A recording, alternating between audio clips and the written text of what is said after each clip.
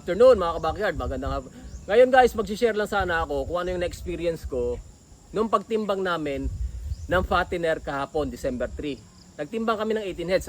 Pero nagulat ako dun sa pangtimbang namin. May mga 73, 74, 70. Ito nakakapagtaka. Sa 17 heads, may line of 6, 63, 64, 68, may 69 pa guys. Ay yung fattener namin na yon, umabot na ng 5.5 months. Minsan almost 6 months na, nakaubos na sila ng 5 sako. Hindi lang 5 sako, nag-additional pa kami ng 4 na sako para sa dahil pang rolling kasi medyo mura yung live weight. May basis na kasi ako, yung mga fattener ko yun, na wala tagang bababa ng line of 7. Meron mang line of 8, siguro mailan-ilan. Pero ang basis ko nasa line of 9 hanggang line of 10 yon. Kasi 3 days before, nagpatimbang na kami, yung fattener rito na pinapaalaga sa nanay ko, which is bata yon, mas maliliit. Pero lahat yon tumimbang ng 98, 93, 96. Eto guys, panoorin nyo yung video. Mapansin nyo itong mga patenter, mas maliliit ito kasi sa baba. 96, 88, 95. After ng pagpatimbang, so wala na kaming nahanap ng buyer, may isang buyer na dumating. Etong mga buyer na to, hindi talaga sila talihitimong taga Batangas hindi rin taga Caviteño o taga Manila.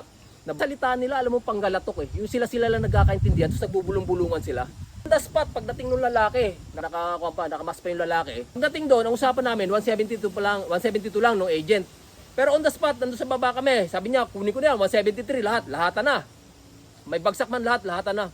So sabi ko, paano magkakabagsak? Sabi niya, sir, pag may line of 6 dyan, may line of 7, kunin ko na lahat yan. Pagliles. Nakakapagtaka talaga kasi unang-una nga, may basis na nga ako, na yung baboy namin sa baba, yung fattener namin sa baba, which is mas matanda yon, mas malaki. Mas marami na rin nakain. So, ina-expect ko walang bababa sa 90. Meron man bababa sa 90, at least 2 o 3 siguro, mga ganon. 4 yung line of 7, 4 yung line of 6. So, dahil nga may basis na ako, alam ko na yung timbang, kung ano magiging timbang sa baba. Kasi lahat naman nagsasabi ng agent, mas magaganda yung baboy ko sa baba, guys. Papakita ko sa inyo kung yung footage ko sa baba. Ito yung baboy ko sa baba, which is mas malalaki to kaysa doon sa taas na tinimbang namin prior ng itong timbangin. Malalaki siya pero hindi siya tabahin kasi nagkatay kami.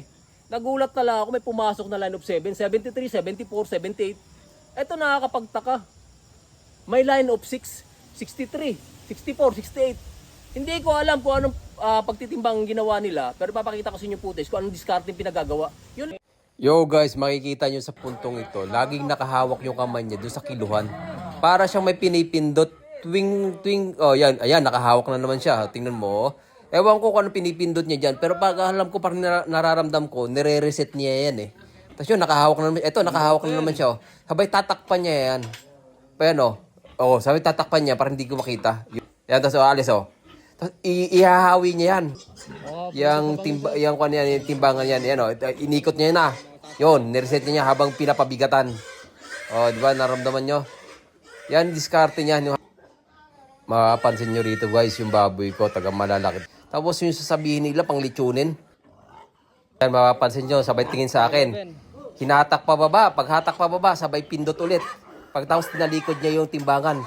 Sabay tingin sa akin. Tingin nyo guys, sabay inikot ulit yung timbangan. Tapos sabay pindot. Guys, napansin nyo, na 100 plus lahat yung kilo. Ima-minus pa po dito yung bigat ng baskula na 38 kilograms. Sabay tingin sa akin. Tapos kinabig niya, tinakpan niya yung sabay tinalikod niya yung timbangan. Sabay pindot ulit. Tayo diskarte ng mga putangin na to. Guys, marami pa akong ilalabas. Subaybayan yung part 2 at part 3. Marami pa.